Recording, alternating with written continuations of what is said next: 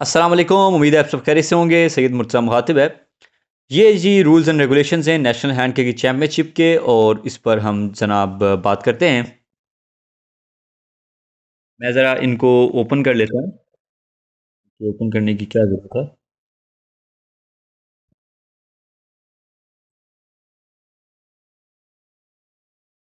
हम्म।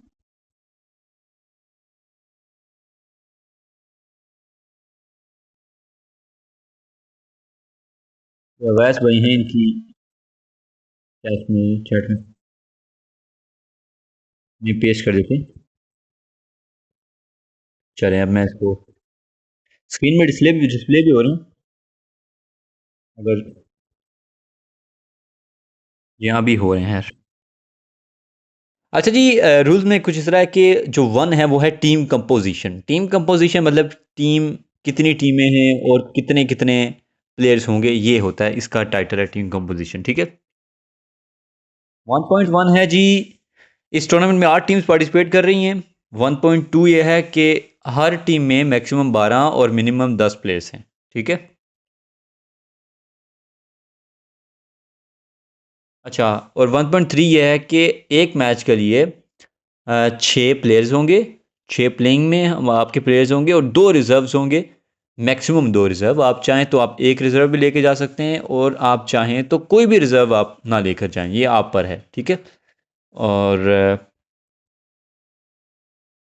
2 है जी, 2.0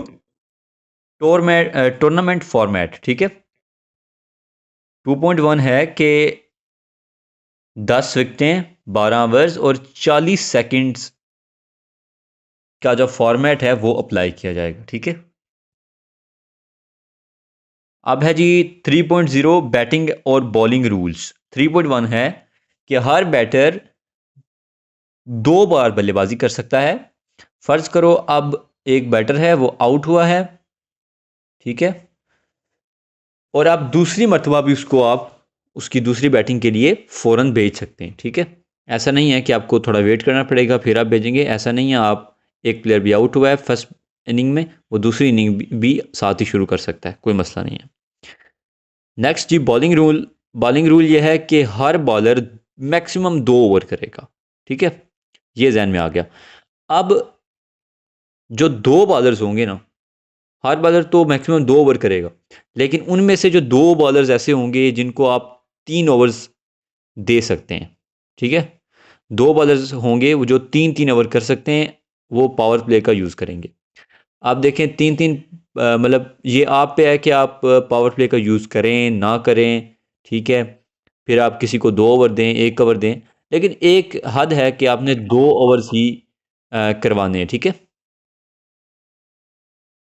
ज़्यादा ज़्यादा आपने, जो लोग पावर प्ले नहीं करवा रहे उन बॉलर से आपने ज़्यादा से ज़्यादा 2 ओवर्स ही करवाने हैं, और जो दो पावर प्ले करवाएंगे वो 3 ओवर्स कर सकते हैं, और चौथा ओवर उन्हें नहीं देना आपने। ठीक है।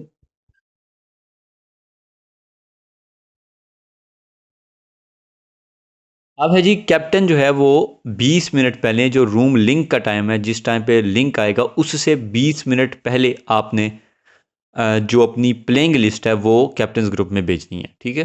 ठीक हो गया।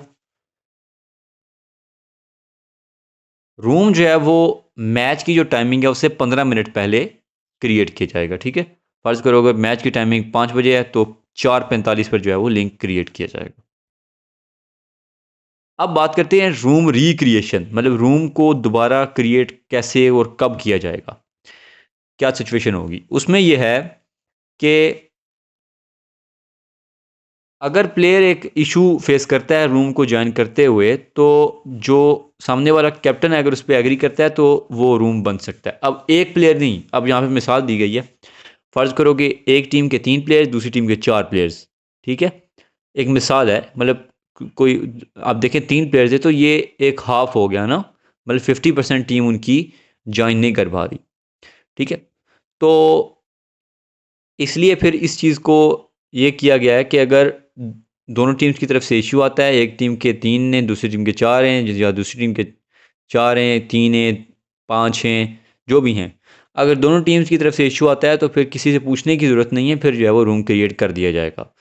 लेकिन अगर ऐसा हो कि एक टीम पूरी आई हुई है, दूसरी टीम के साथ इशू आ रहा है, उनके कुछ प्लेयर्स के साथ इशू आ रहा है, तो फिर सामने वाले कैप्टन से जो आए हुए हैं उनसे आपने पूछना पड़ेगा, उससे आपको इजाज़त लेनी पड़ेगी। तो फिर आप जो है वो दोबारा रूम क्रिएट कर सकते हैं, ठीक है। और ऐसा है कि अगर ऐसा है कि दोनों प्लेयर्स, मतलब ये मैंने ऊपर बता दिया है कि अगर दोनों टीम्स के साथ इशू हो तो ऐसा ना हो कि एक एक प्लेयर उनका नहीं आ रहा तो रूम क्रिएट हो जाए, ऐसा नहीं है। या तो 3 होंगे या तो 4 होंगे। कम से कम 3 से 4 प्लेयर्स जो है वो, अगर उनके साथ इशू आ रहा है तो फिर जो है वो दोनों टीम्स का रूम क्रिएट होगा।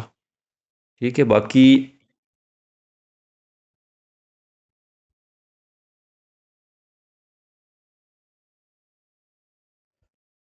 अच्छा, मैच स्टार्ट की बात करते हैं आप। जो डेली स्केड्यूल में टाइम मेंशन है उसके मुताबिक ही मैच शुरू होगा, मतलब उसी वक्त ही। अगर 7 बजे का टाइम है तो 7 पूरे पे मैच स्टार्ट कर दिया जाए। अब मिनिमम प्लेयर्स की बात करते हैं, ये बड़ा अच्छा एक रूल है।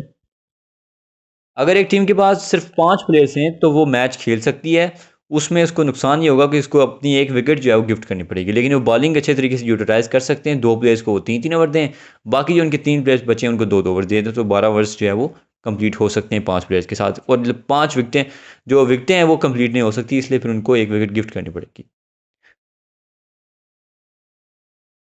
अगर एक टीम के पास सिर्फ 4 ही प्लेयर्स हैं या फिर 4 से कम हैं तो फिर वो मैच नहीं खेल सकती, फिर जो है वो सामने वाली टीम को विन दे दिया जाएगा। अब मैच के दौरान जो रूल्स हैं वो देख लीजिए। अगर मैच स्टार्ट हो गया है और 3 ओवर्स के अंदर अंदर अगर दोनों टीम्स के साथ इशू आया है तो फिर हम जो है वो रूम को दोबारा क्रिएट करेंगे। लेकिन अगर ये इशू 3 ओवर्स के बाद आता है तो फिर ऑफिशियल तो पहले पूरी कोशिश करेंगे कि मैच किसी ना किसी तरीके से रिज्यूम हो जाए। लेकिन अगर नहीं होता तो गेम जिसको रन आउट ऑफ टाइम करेगी वो हार जाएगा, और जिसको, मतलब जो जिसको रन आउट ऑफ टाइम नहीं किया, मतलब जो गेम में उस वक्त रन आउट ऑफ टाइम होने के बाद जीत जाएगा वही विनर होगा, ठीक है। ये एक चीज़ है। अव्वल तो ये नौबत आएगी नहीं, ऑफिशियल जो है वो संभाल लेंगे इस चीज़ को। मतलब अगर कोई कैप्टन अवेलेबल नहीं होता, चेंज करना कैप्टन को, ठीक है। और कोशिश करें कि जो दूसरे कैप्टन हैं वो भी साथ दें। अगर कोई रन आउट ऑफ टाइम हो रहा है ना तो आप भी रिस्विच करते रहें स्ट्राइकर या नॉन स्ट्राइकर जिनके पास इशू नहीं है, ताकि मैच ख़राब ना हो। हाँ, अगर आपका कोई प्लेयर अवेलेबल नहीं है तो आपने रिज़र्व यूज़ करना है, तो फिर आपने पहले ऑफिशियल से पूछना है या उसको बता देना है कि यार मैं ये रिज़र्व यूज़ कर रहा हूँ, ताकि उसको पता चल जाए कि वो वाकई एक रिज़र्व है, बाद में वो कोई पेनल्टी ना लगाए। अच्छा, अब बड़ा अहम रूल है कि अगर एक कैप्टन रिस्विच कर रहा है स्ट्राइकर अपना तो उसको आपने एग्री करना है, डिसएग्री नहीं करना, ठीक है। और ये है, हमें समझ आ जाएगी जो ऑफिशियल्स होंगे कि अगर कोई गैर ज़रूरी तौर पर कर रहा है तो उस पर हम अपने हिसाब से पेनल्टी लगाएंगे। लेकिन यह है कि वो लोग इसलिए करते हैं रिस्विच स्ट्राइकर, ताकि कोई प्लेयर उनका ऑफलाइन, मतलब अगर वो शॉट सेलेक्ट नहीं कर रहा या बॉल सेलेक्ट नहीं कर रहा तो इसलिए वो रिस्विच करते हैं। तो एक दो बार तो करें, तीसरी बार अगर उसी प्लेयर के लिए करते हैं तो फिर उनको चेंज करना पड़ेगा प्लेयर, ठीक है।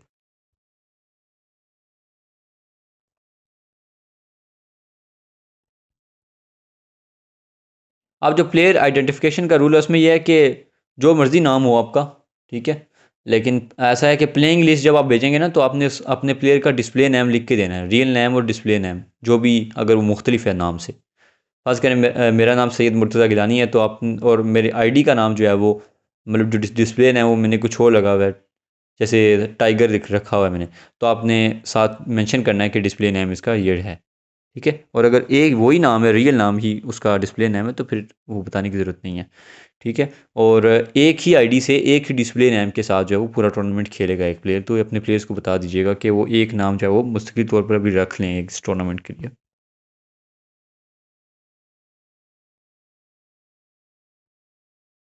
पेनल्टीज़ है सेंडिंग एवरी वन मैसेज। आप लोग एवरी वन मैसेज नहीं कर सकते, ना ही इमोजी शेयर कर सकते हैं। प्राइवेट मैसेज करें अपनी टीम में, और जो कैप्टन होंगे वो कोई बात करना चाहें ऑफिशियल से तो वो कर सकते हैं गेम के हवाले से। तो ऐसा है कि अगर फर्स्ट इनिंग में ही ये चीज़ अप्लाई होगी पेनल्टी, फर्स्ट इनिंग में जो बैटिंग करने वाली टीम होगी ना, अगर वो मैसेज सेंड करती है तो पहले तो 2 वार्निंग्स होंगी, कोई भी, मतलब पूरे रूम में अगर तीसरी जो भी भेजेगा ना मैच शुरू होने के बाद, तीसरी इमोजी जो भी भेजेगा उस पर पेनल्टी लगेगी, ठीक है। इमोजी एवरीवन मैसेज, उस पे पेनल्टी लगेगी 3 रन्स की अगर वो बैटिंग कर रहे हुए।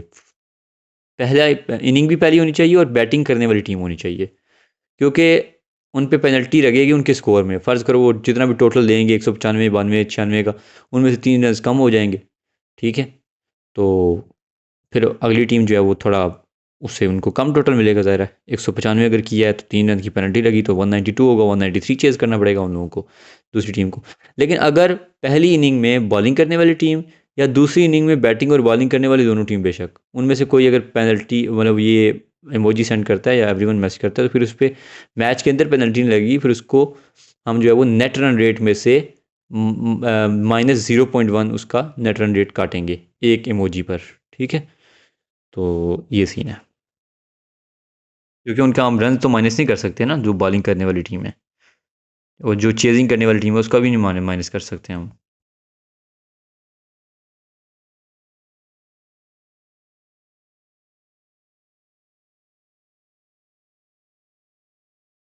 अच्छा, अब्यूज़िव लैंग्वेज अगर कोई गालम गलौज करता है या किसी को बुरा भला कहता है, हरासमेंट करता है, तो उसके लिए ये है कि उस पर पेनल्टी लगाई जाएगी, बल्कि उसको बैन किया जाएगा टूर्नामेंट के लिए, ठीक है। उसको टूर्नामेंट के लिए बैन कर दिया जाएगा और आगे आने वाले टूर्नामेंट्स वो नहीं खेल सकेगा। तो अखलाकन जो है वो अपने, उम्मीद है कि सारे प्लेयर्स इससे फॉलो करेंगे और अखलाकी तौर पर अच्छा खेल पेश करेंगे।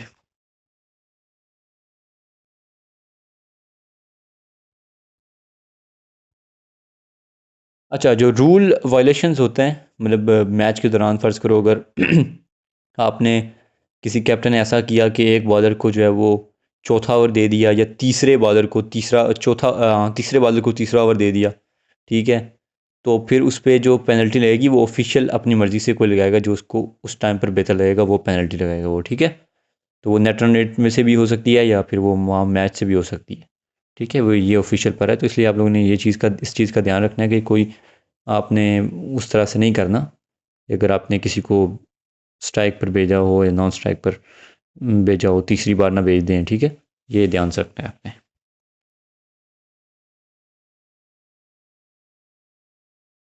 हाँ, और दूसरा ये कि अगर आपने प्लेइंग लिस्ट, आपने अब बोला गया है कि रूम लिंक का जो टाइम है, ठीक है, उससे 20 मिनट पहले अगर आपने प्लेइंग भेजनी है लाजमी। अगर आपने उससे 1 मिनट ऊपर किया तो -0.1 आपका नेट रन रेट होगा, यानी माइनस किया जाएगा 0.1। इसी तरह ही पर मिनट जो है वो कटौती होती रहेगी, ये काउंट होता रहेगा। तो जब आपका लास्ट लीग स्टेजेस के बाद पहुंच टेबल बनेगा तो उसमें ये सारी पेनल्टीज़ जो है वो आपकी लागू की जाएंगी। तो ये बड़ा क्वालिफिकेशन में बड़ा मसला होता है, तो इन चीज़ों पर आप लोग उम्मीद करते हैं कि अमल करेंगे।